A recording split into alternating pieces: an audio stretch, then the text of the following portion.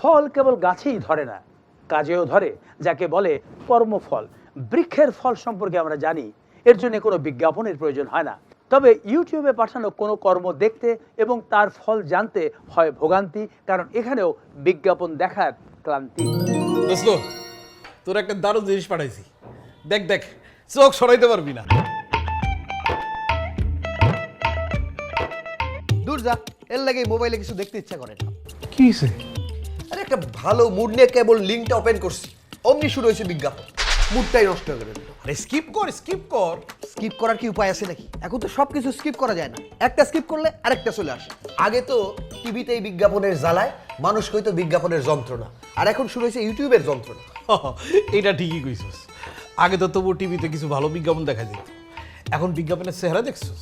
কখনো টর্চ লাইটের বিজ্ঞাপন, কখনো মধু, কখনো ব্যাগ, কখনো শিমুল তুলার বালিশ, চুলের রং, হাঁটুর ব্যথা, মাদার মালিশ, নইলে উই পোকা দমন। আগে টিভির মডেলগুলো ছিল কত সুন্দর, এখন তো মডেলের কোনো দরকারই নাই।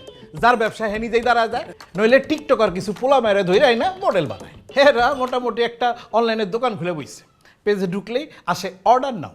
আর যদি কোনো একটা অর্ডার দেস, প্রোডাক্ট বাসায় এলে দেখবি বিজ্ঞাপনের লগে বেশিরভাগ প্রোডাক্টের রাইট দিন থাকে।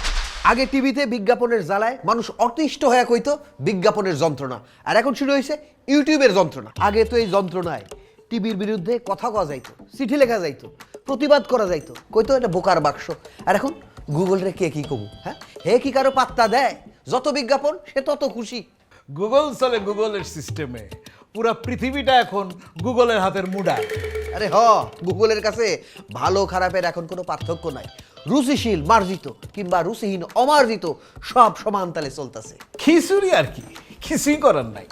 এখন এই অন্তর্জাল আমাদের সবার অন্তরে জ্বালা হয়ে দাঁড়াইছে। কিন্তু দোস্ত, এই জ্বালায় আর প্রাণে সহে না।